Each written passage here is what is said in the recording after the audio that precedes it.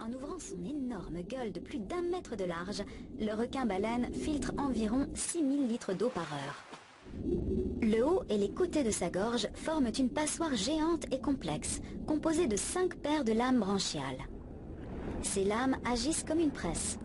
L'eau est rejetée et le concentré de petits poissons emporté jusqu'à l'estomac.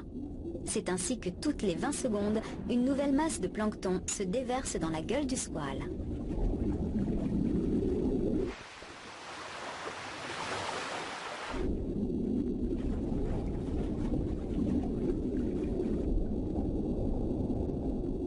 Tippy doit reprendre son souffle.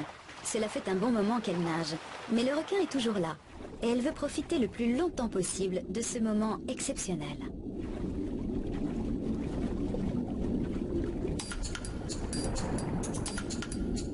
En aidant Brad à mesurer la longueur du poisson, elle va lui permettre d'évaluer son âge avec beaucoup plus de précision. En général, un adulte mesure 9 mètres de long, mais certains peuvent atteindre 18 mètres et peser plus de 40 tonnes.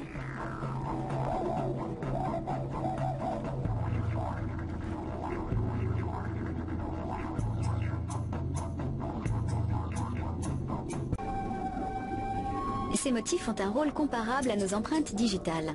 De plus, ils lui procurent un excellent camouflage contre son seul et unique prédateur, l'homme.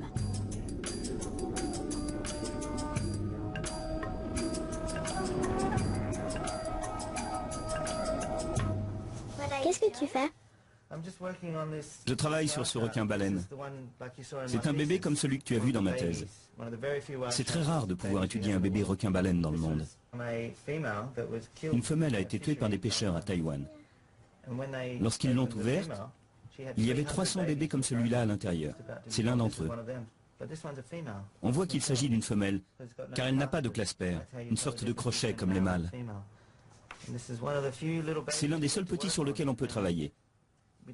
On ne sait vraiment pas où et comment ils se reproduisent. C'est la raison pour laquelle on doit vraiment poursuivre la recherche.